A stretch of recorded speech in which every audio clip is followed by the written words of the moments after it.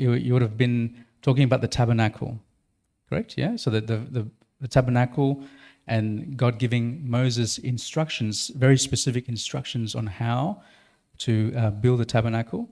And tonight we're going to read the specific instructions around the priesthood, which is part of that process of worship, okay, which we'll go through.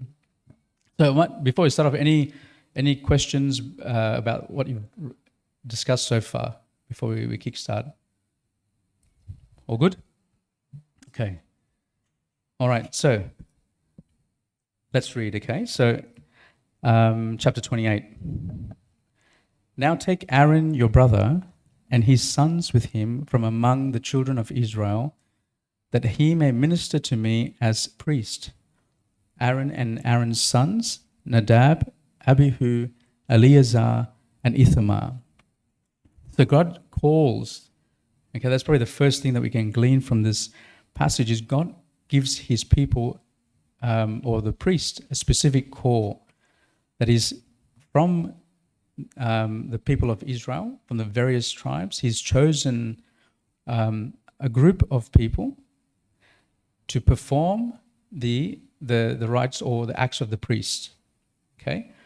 So, and specifically he calls within that a person named Aaron, who is the high priest, and then his sons, who are also priests.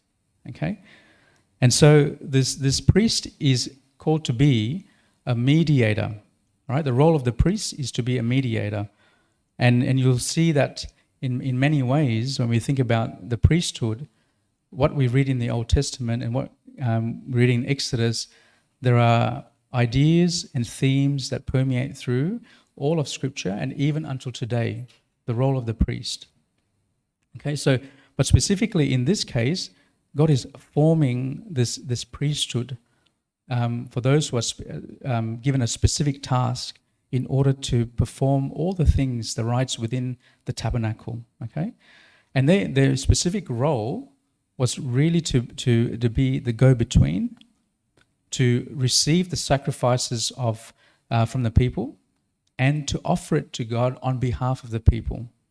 Okay, so that's the role of the priest.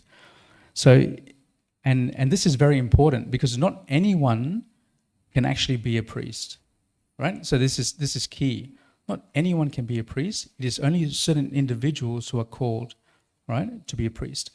So in the Old Testament, it's based on your lineage. So whichever tribe that you came from, the tribe of Levi, right, that tribe was the one that was chosen, okay, to do this, live this life according to the priesthood. But within that, there are also high priests, and other roles and responsibilities in this act of worship. Okay, so just remember this whole thing about act of worship. And this idea of the selection of the priest is so important that if you look at in the book of Samuel, a couple of interesting examples. Saul, who was chosen to be king, and he was chosen to be king, and David was also anointed at that time. But Saul was, in the beginning of his leadership, was very successful. But then he started to face various challenges and obstacles. And so there was a battle in 1 Samuel 13 where Saul was facing a large army of the Philistines. And so all his men, like all of Saul's soldiers, were afraid. They were very scared. Okay, some scattered away and some followed him, but many of them were afraid, and including Saul, who was very nervous about this whole situation. So he was told by Samuel, who was the prophet, and he is a priest.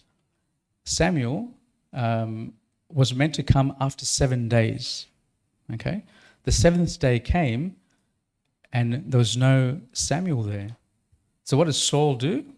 Saul actually decides to make an offering, a burnt offering, instead of the priest, because Saul is not a priest. Okay, upon this act, Samuel actually says that you've done an abomination. Okay, what you've done is actually wrong. You are not allowed to do that. Okay, you're not allowed to do that. So Saul took it upon himself to make this offering, but it was an abomination because he didn't have the right to do that. Okay, That's the first thing. And so you see Saul's leadership, kingship declines from that point, right? And this is when David's ascending to the throne starts to begin, okay? He's ascending to the throne. That's the first example. Another example is in 2 Samuel, is when David brings the Ark of the Covenant, which was it wasn't in a little town.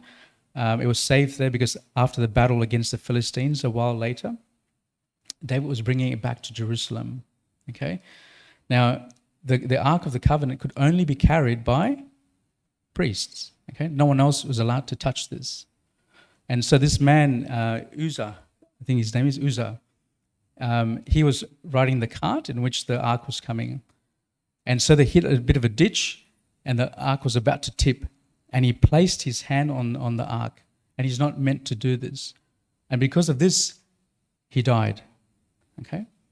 Now, these are extreme examples I'm just sharing with you. Why? Just to emphasize a point about the priesthood. And if you reflect even today, when we think about the priesthood is not something that one seeks, but one is chosen by God. Okay? One is chosen by God.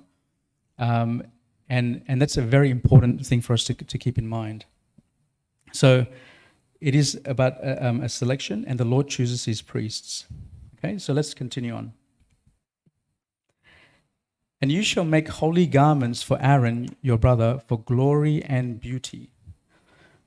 All right? So as part of this priesthood, these garments played an important role. So if you think about it, why is it written, right? Why are the details around these garments actually written in the Bible, in the Old Testament, in the book of Exodus? Why did Moses go and actually write these things down? It proves there is some importance and significance behind it, okay? And whatever we see, right, whatever we see, even when we come into the church, it is a symbol of a reality behind, okay? So it's something that we do not see. And we participate in this. So when we venerate an icon, we participate in a reality that is beyond us. And this idea is still in the Old Testament. In fact, it began there and we see it continuing up until now, okay? So the priesthood, the vestments of the priesthood is the same thing. And so it is for glory and for beauty. Okay, for glory and beauty. So that means it's for something that is so great, brilliant, that we look at and it appeals to us. Okay? And it has a beauty that we admire. So in what we're reading here is that by looking at the priestly vestments, that we see a symbol of something that is beyond us, something that is glorious and beautiful. Now, I've printed, everyone should have a copy of this. If you don't, Anthony will come around. The reason why I printed this is because as I was reading this, I struggled to picture everything that I was reading. Okay, so I thought I'll print this out just for reference, and we'll go through it in detail, and we'll break it down and understand it. So it's a symbol of a heavenly reality. Okay, so when God instructs him, it is actually pointing to that. Verse 3, it says, "So you shall speak to all your gifted artisans, whom I filled with the spirit of wisdom, and they may make Aaron's garments to consecrate him, that he may minister to me as priest." Okay, so the first part we look at is, who are these artisans? Okay, so they are gifted men. So this priestly garments, which is for glory and beauty, was to be made or brought together by these artisans. Now, the word, the artisans, it doesn't actually mean a physical skill. Okay, so the original translation is not a physical skill like, someone who's a carpenter or something like that. It actually refers to the mind, the heart, or someone with the right thinking is what is being described here. So not someone with the physical skills, but someone with the right mind and heart. And this person is going to be filled with a spirit of wisdom, all right? And they will make the garments. So this responsibility of bringing together the garments is not for anyone, but is actually for someone with the right mind and heart. Okay, right mind and heart. Almost we got to think about this in a different way, as in when we come. I remember in the beginning I said to you that this chapter is really about how do we worship the God? How do we worship God? And this is what God is actually teaching His people. To view something that is glorious and beautiful, okay?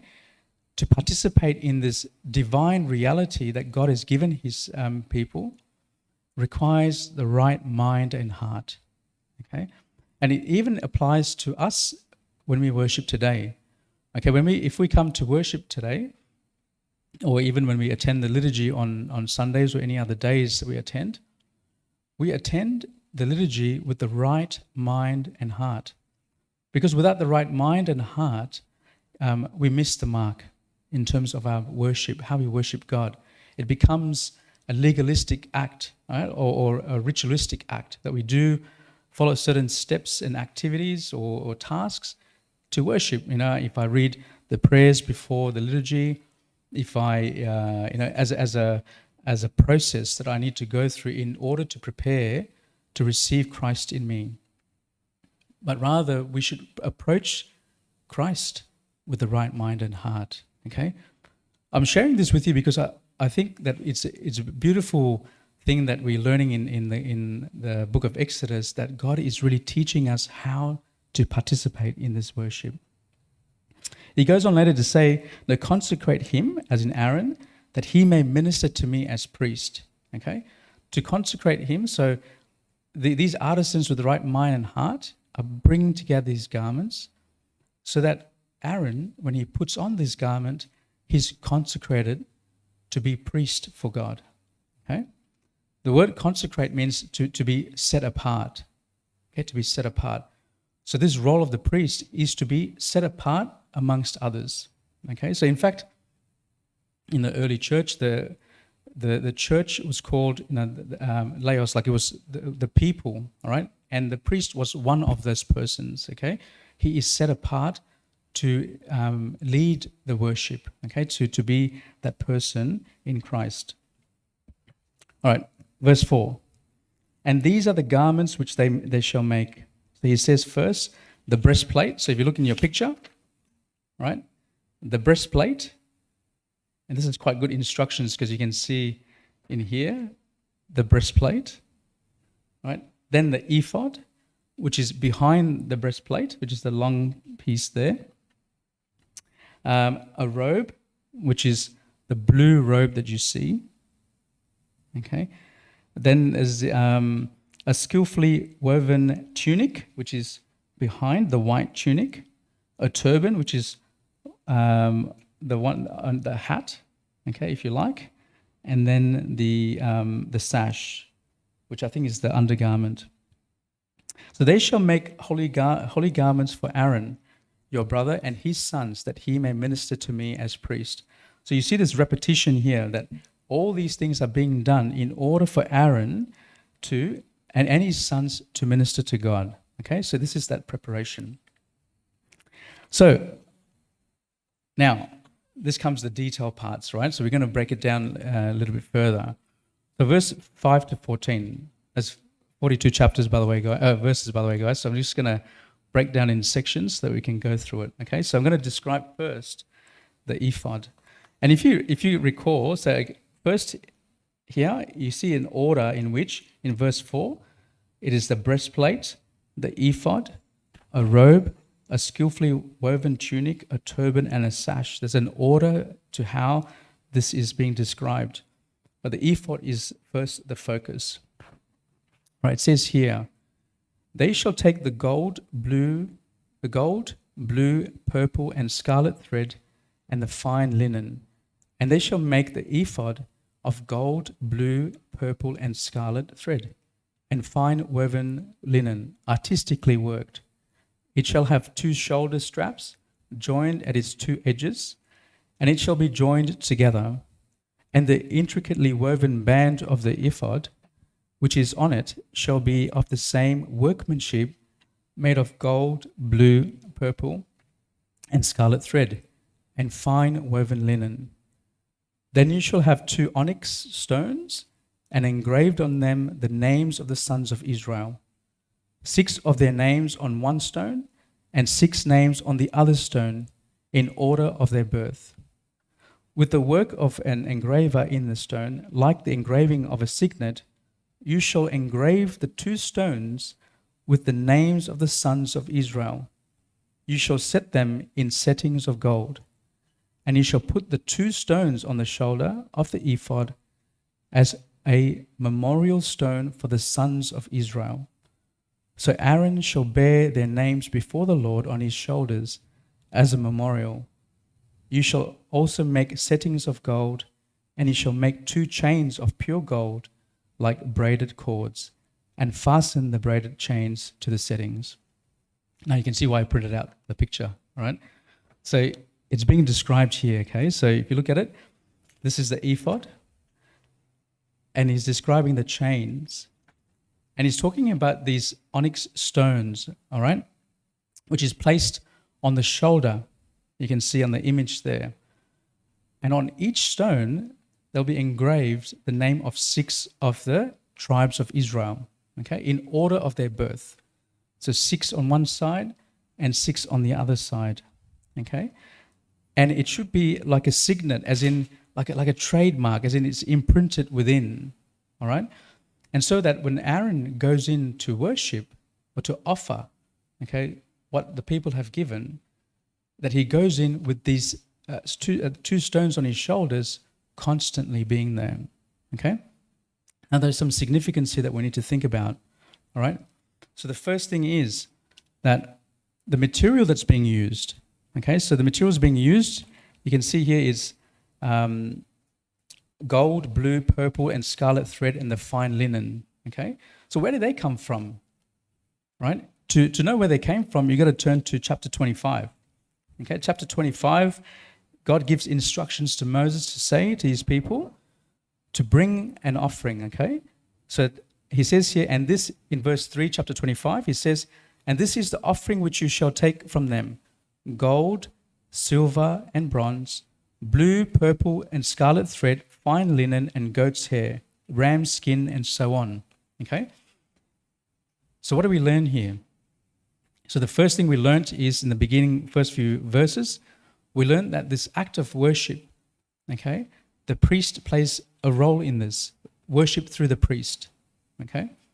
That the priest is a mediator, all right? In the Old Testament, the priest is a mediator between God and man, okay?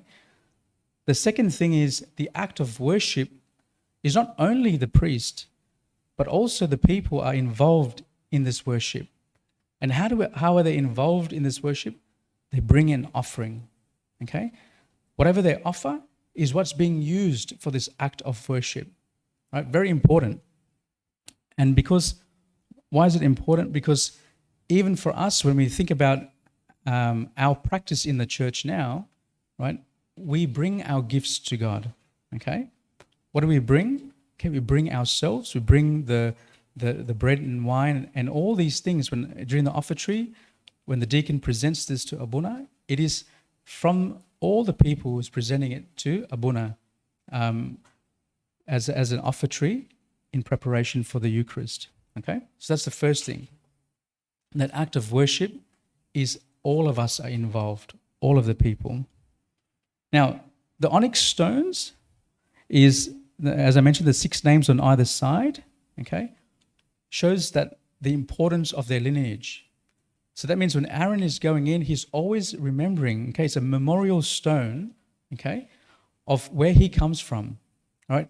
His lineage, that he is part of these people, that he is not actually separate from his people, that he ought to always remember where he comes from, right? And these onyx stones with the names of his forefathers engraved, or the other fathers or patriarchs of those tribes, are examples, are good examples that he brings to memory, okay, to his remembrance, as he offers the offering to God in the Holy of the Holies. He brings all of these remembering his forefathers, but also remembering the good things, the good works that they have shown him. Okay, this is the role of the priest, and it's very similar to what we do. Okay, so in our church, when the priest teaches, or when the clergy teaches, they're teaching not their own teaching, but what has been taught in Scripture. Okay, and what has been given to us by the fathers. Okay, the tradition of the church together is how we live and practice and worship. Okay, these are the second part of the worship. And the last thing I wanted to talk about was the idea of the memorial stones for Israel. Okay, and you hear lots about the memorial stones in this chapter. Now, in Joshua, in the book of Joshua, in chapter 3 or 4. The people of Israel reached to the river bank of Jordan, okay? And they had to cross the Jordan. And similar to the parting of the Red Seas, the river stopped, and so that the people could actually cross over, okay? One of the things that they did after the priests carried the ark across the river, okay, when there was no water there, was one person from each of the tribe would go back and place a memorial stone, okay? And the reason why they placed a memorial stone is in order to remember, number one, their lineage, number two, how God has saved them, okay? So this tradition is something that permeates through the book of Exodus, okay? The remembrance of the fathers, the good works, and the things I need to continue to carry. All right, so that's the ephod. The second part, now we read, is verse 15, okay? So verse 15. Is that actually up there? Okay, sorry. By the way, I don't know if the translation is slightly different, but hopefully it's the same. So you should make the breastplate of judgment, artistically woven according to the workmanship of the ephod, and you shall make it of gold, blue, purple, and scarlet thread, and fine linen woven, and you shall make it. So again, you hear about the same things that were brought together, okay? The act of worship of people bringing things together to fulfill what God commanded them. And it shall be doubled into a span, which is sort of like this big, okay? Shall be in its length, and span shall be its width. And you shall put settings of stones in it, 4 rows of stones. The first row shall be a sardius, a topaz, and an emerald, and this will be the first row. The second row shall be turquoise, a sapphire, and a diamond. The third row, a jacinth, an agate, and an amethyst. And the fourth row, a beryl, an onyx, and a jasper. And they shall be set in gold settings. Now, not only are they so difficult to pronounce, okay, there's still debate around, are these the actual stones, right, that they were being used? But it's sort of to give an idea, right? So, but essentially the key thing we want to take out of here is there are 12 stones here, okay? What is the 12th stone representing again? The tribes of Israel, okay? So you see the significance of the number 12 coming up. The first one is 6 on one side, the onyx, and the 6 on the other side. Now you hear 12 again, but in different arrangement. And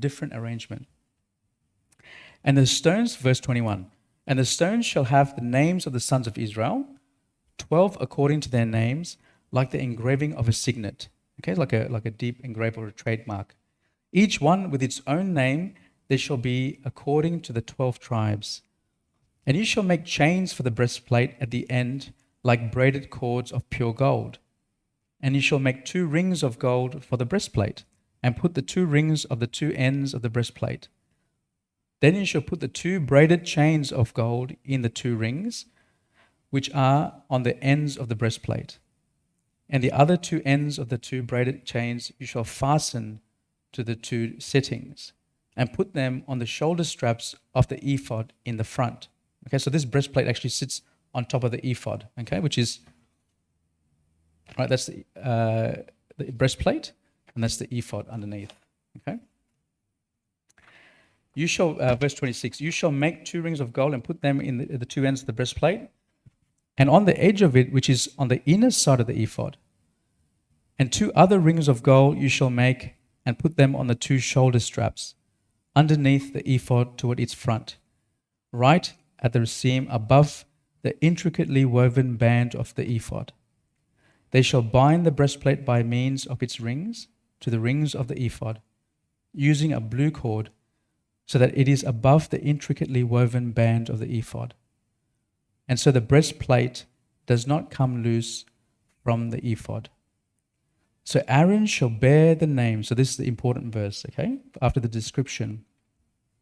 So Aaron, verse 29, so Aaron shall bear the names of the sons of Israel on the breastplate of judgment over his heart, when he goes into the holy place as a memorial before the Lord continually. And you shall put in the breastplate of judgment the Urim and Thummim, and they shall be over Aaron's heart when he goes in before the Lord. So shall he bear the judgment of the children of Israel over his heart before the Lord continually. Now, I'm not going to break down, because you can probably hear there's lots of different literature about the symbols of how the connection of the gold and how the ephod is put together, the breastplate, is hanging together. There are many, many different contemplations here.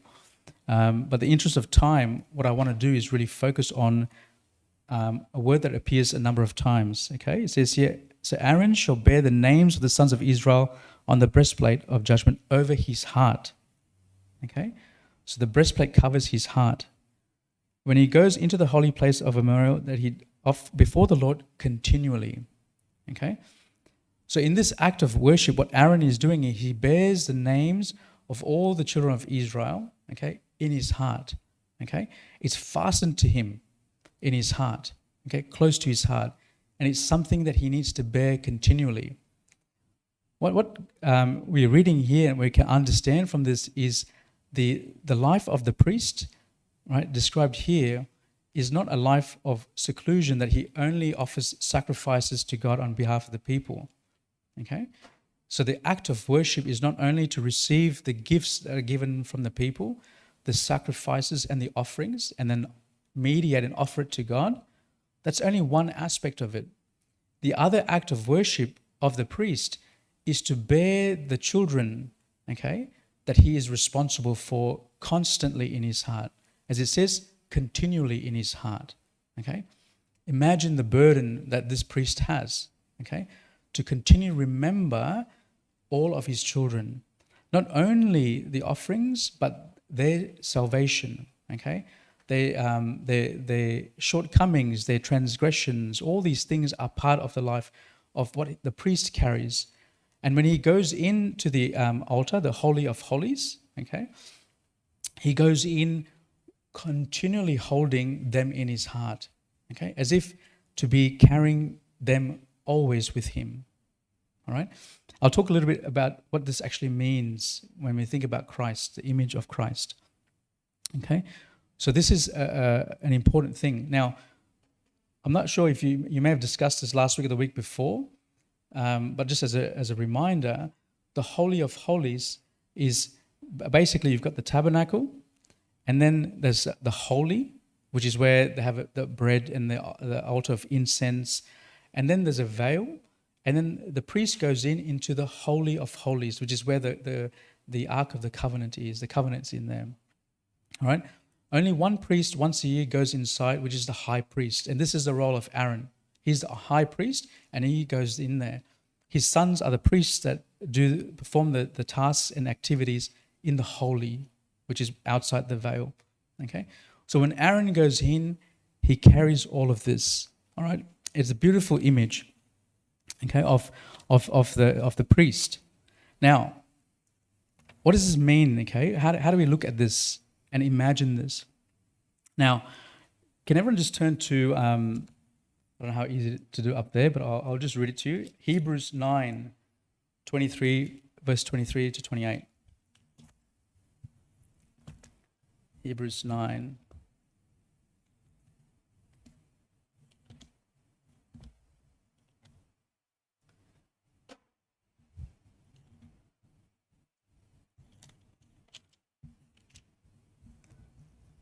Verse 23 to 28.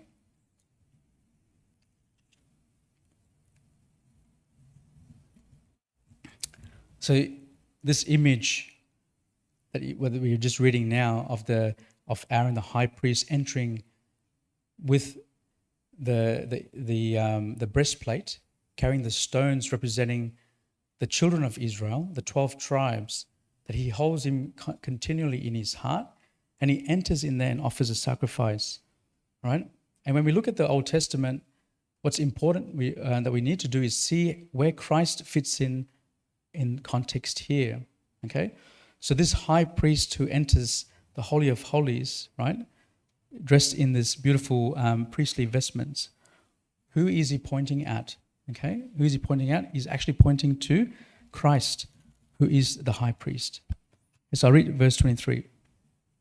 Therefore, it was necessary that the copies of the things in the heavens should be purified with these, but the heavenly things themselves with a better sacrifice than these. So he's talking about the copies as in the symbols, right? Remember I talked about the different symbols that we see, right? Like an icon and things like that, but in the context of the tabernacle, right?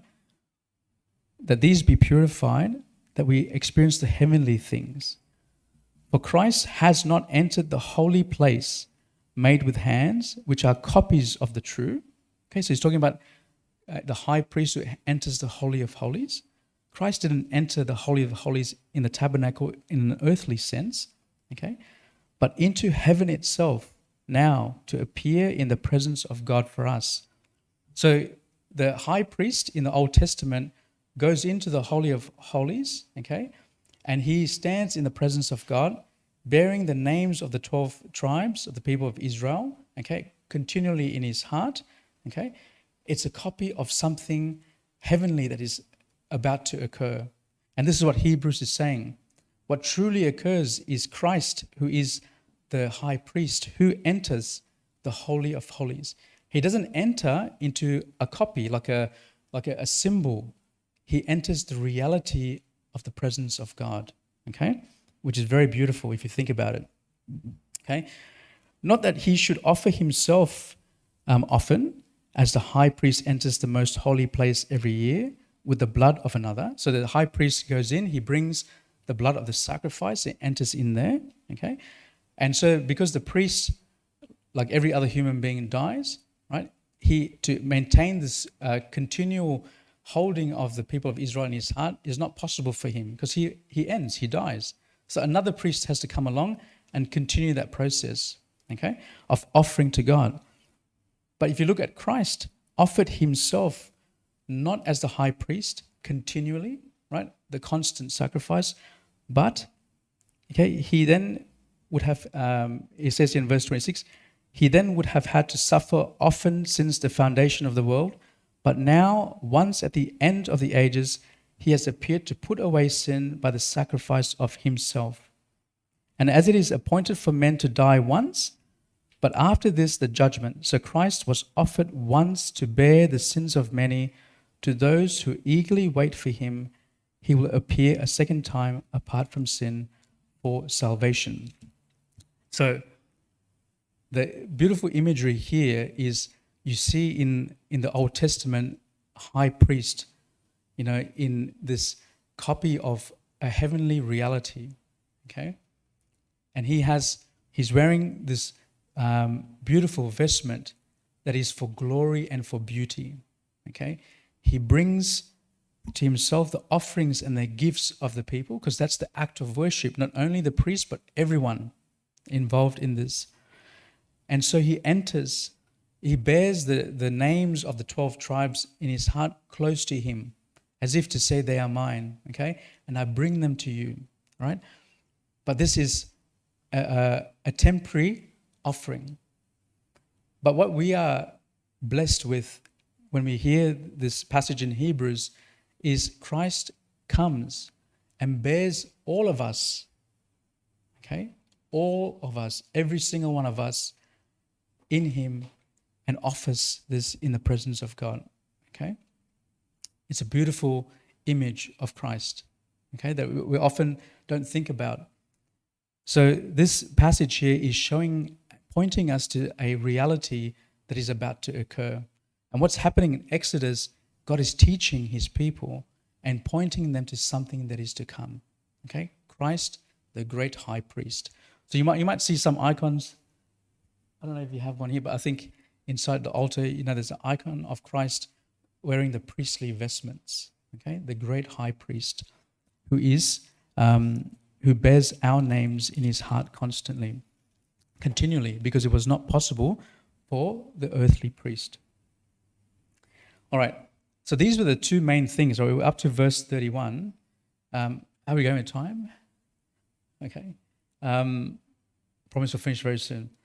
So these are the two important parts, okay? The breastplate, right, with the 12 stones arranged in rows of threes and fours, rows of fours. And then the ephod, which has those onyxes on the shoulder carrying the name. So it's important that we remember the people of Israel, okay? Now, verse 31 onwards looks at different types of garments, okay? He says, then you shall make the robe of ephod all of blue, okay? Which is the blue thing that you see, all right? There shall be an opening for his head in the middle of it. It shall have a woven binding all around its opening, like the opening of a coat of mail, so that it does not tear. And upon its hem you shall make pomegranates of blue, purple, and scarlet all around its hem, bells of gold between them all around.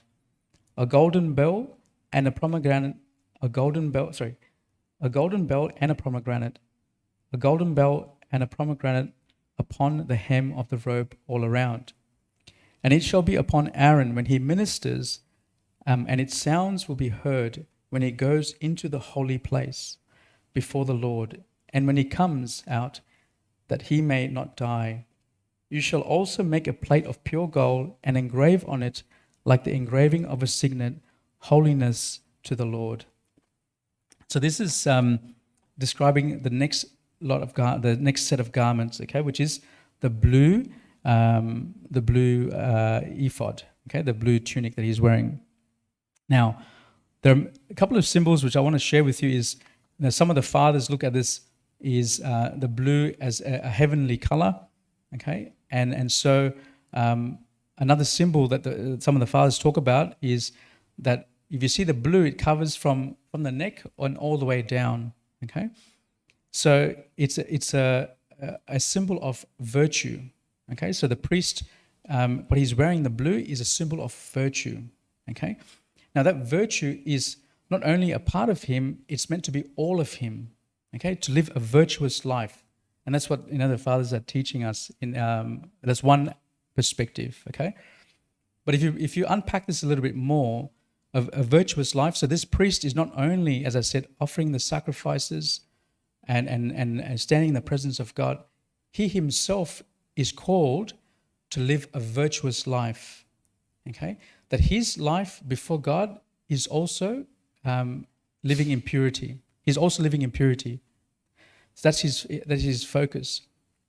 And so it's sort of symbolically is like, if you see the blue, it's like a backdrop of the life of the priest, okay? That he ought to live according to living a virtuous life. And only then, okay, he's able to carry, right, the children of Israel in his heart. Okay, that's important.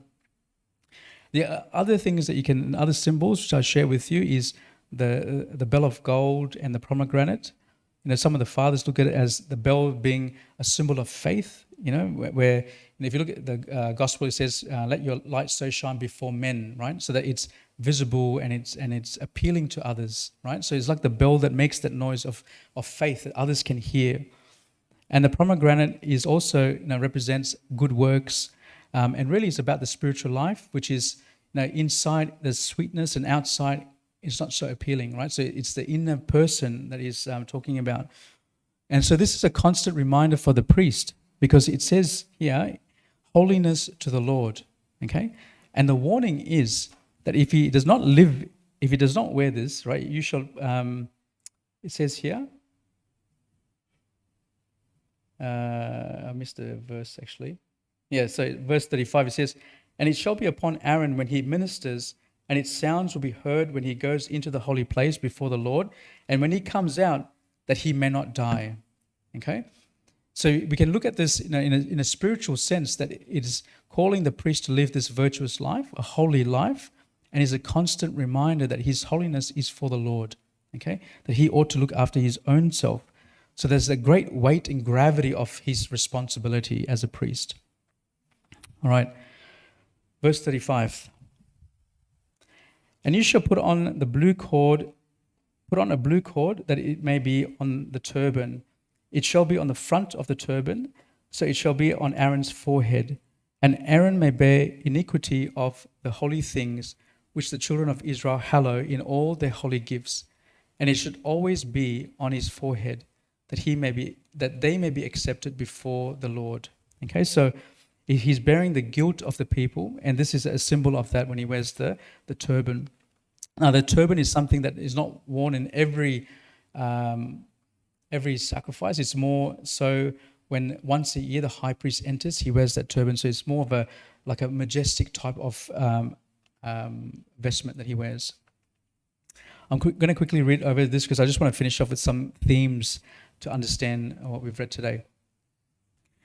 You shall skillfully weave the tunic of the linen thread. You shall make the turban of fine linen, and you shall make the sash of woven work. For Aaron's sons you shall make tunics, and you shall make sash for them, and you shall make hats for them for glory and beauty. So it's also like highlighting a separation between the high priest and the other priests. Okay, they wear the vestments as well. Verse 41. So you shall put them on Aaron your brother, on his sons, and on his sons with him. You shall anoint them, to smear them, right? To be consecrated so that they are separated, okay? And sanctify them so that they are holy, that they may minister to me as a priest, right? So this call to the priesthood, for this, in the Old Testament, they were meant to be anointed, consecrated, and made holy, to be a priest for God. And then he says here, you shall make for them, verse 42, linen trousers to cover their nakedness, that they shall reach from the waist to their thighs. Okay, so it's a symbol of modesty in the priesthood, okay, living a modest life. And the last verse, they shall be on Aaron and on his sons when they come into the tabernacle of meeting, or when they come near the altar to minister in the holy place, that they do not incur iniquity and die. It shall be a statute forever to him and his descendants after him. So it's again a reminder of the gravity of the priesthood, that they ought to also live that righteous life. But I'm rushing to that because there's a lot of detail here, okay? And I just wanted to make sure that we don't get lost in the detail, because it can easily get lost in the detail, right? Who would think that something like this could be so complicated, right? How it's being described, but it's pretty powerful, the symbols in here. The first thing I wanted to talk about is, we're reading about the vestments of the priest, right? We talked about in the beginning that the priest is chosen by God, okay? And so what does it actually mean for us, right? So, is our worship in the same way? For the people of Israel, their worship was to make an offering, sacrifice through the priest who stands in the presence of God. Is that the same for us? Okay. Now, I read you a passage earlier in Hebrews. Okay. Now, when we are baptized, okay, we're baptized in Christ. Okay, we're in Him and with Him, and so we are baptized and we put on Christ. Okay? At the same time, we are part of that royal priesthood of Christ. Okay? I'm sure you guys would have heard that before. Okay? But what does it mean in the context of our worship? So that if you think about the priest who's called to stand in the presence of God with a pure heart and a pure mind, okay, that when we worship, right, we have Christ who is our mediator, okay? We are in him, so we too come worship as priests, if you like, right, before him in his presence. And what do we offer? We don't need to offer the sacrifices and blood anymore, right? What do we offer? We offer ourselves as a living sacrifice, okay? We stand before God whenever we pray in his presence, offering ourselves as a living sacrifice, okay?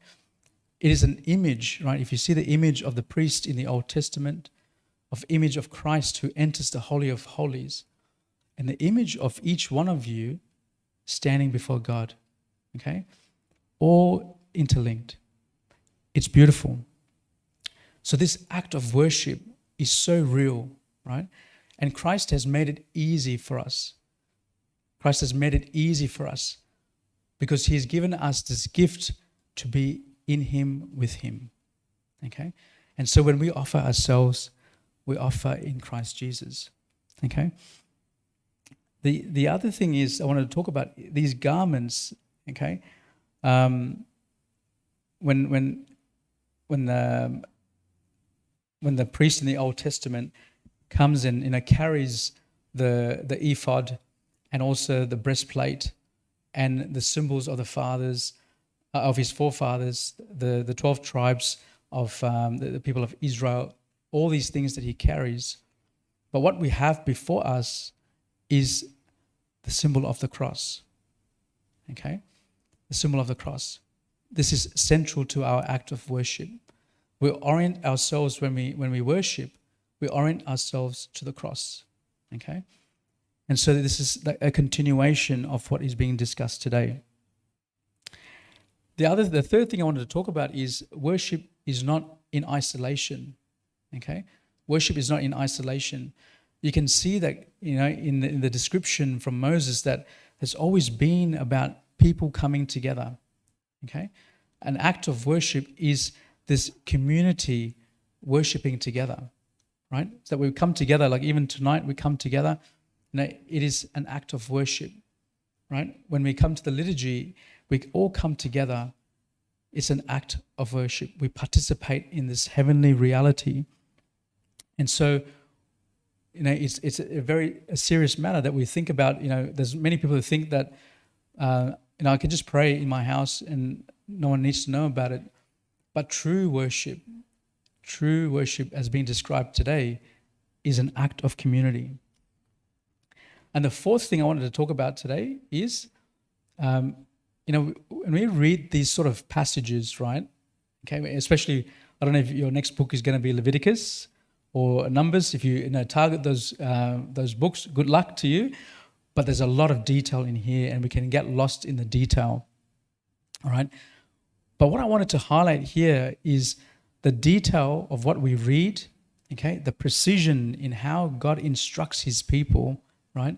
The order in which things happen, right, is not by accident. It's not by accident at all. It reveals to us the character of God. We see the image of God in all these things. Okay, when you walk down the street and you actually have a beautiful church, really blessed that you can actually have a good spot for a quiet time. Okay, you're not in the middle of the city. When you walk out, you see God's creation. You see the intricacies of his creation, how things are woven together and connected. Just like how it's been described today, how the breastplate and the ephod are intricately connected and woven together. In the same way, we see the image of the Creator, right, when we walk out. It reveals to us the detail, the precision, okay, of how God works in us, in our lives. Every hair is counted, as it says in Matthew's Gospel. Okay? Every hair is accounted for, right? So this act of worship, right, the detail behind it, the precision, what God gives us through the church is a great way for us to participate in this heavenly reality, okay? So I don't want us to get lost in the detail, but look at where is the Creator in all this, what may seem like chaos when you're reading it, right? It can seem a bit confusing when you're reading it, but what are you actually seeing? You're seeing the image of God, right, being revealed to us and how He works in our life. He knows every single detail in your heart, more than in your heart only, but my heart as well, okay? He knows every single detail. He's aware of every single aspect of our lives, right? And He deals with us with such precision, okay? With such order in our life. He leads us in that way. And it's a beautiful experience when we are aware of it and conscious of it.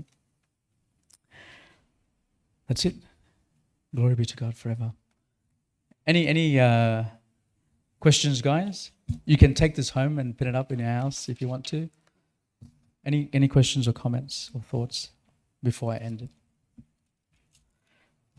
Okay. Thank you.